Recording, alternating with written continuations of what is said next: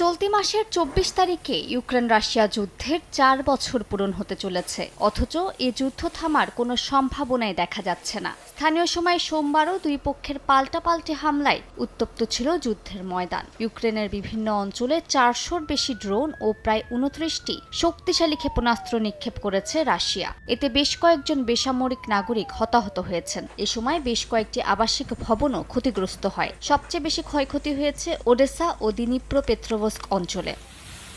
জবাবে ইউক্রেনও রাতভর রাশিয়ার জ্বালানি অবকাঠামো লক্ষ্য করে ড্রোন হামলা চালায়। রাশিয়ার ক্রাসনোদার ক্রাই অঞ্চলের স্থানীয় কর্তৃপক্ষ জানায়, ড্রোন হামলার লক্ষ্যই ছিল ইলোস্কি তেল শোধনাগার। এতে তেলজাত পণ্যের একটি সংরক্ষণ ট্যাঙ্ক ক্ষতিগ্রস্ত হয়েছে বলে জানা গেছে। এ ঘটনায় শিশুসহ বেশ কয়েকজন হতাহত হয়েছেন।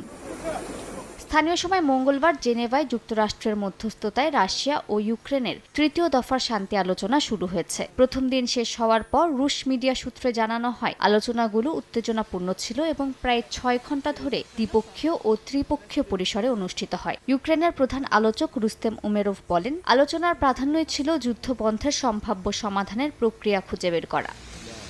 ইউক্রেনের নিরাপত্তা সংস্থা এসবিওতে বড় ধরনের শুদ্ধি অভিযান শুরু করেছেন প্রেসিডেন্ট ভলোদিমির জেলেনস্কি। রাষ্ট্রের স্বার্থবিরোধী কার্যক্রমে জড়িতদের সরিয়ে দিতে নির্দেশ দিয়েছেন তিনি। সামাজিক মাধ্যম এক্সে দেয়া বার্তায় তিনি জানান, প্রথম উপপ্রধান আলেকজান্ডার পোকলাদের সঙ্গে বৈঠক করে সংস্থার ভেতরে ইউক্রেনের বদলে অন্য স্বার্থে কাজ করা ব্যক্তিদের অপসারণে ব্যবস্থা নিতে বলা হয়েছে। মালিহা সুহরওয়ার্দী, সময় সংবাদ।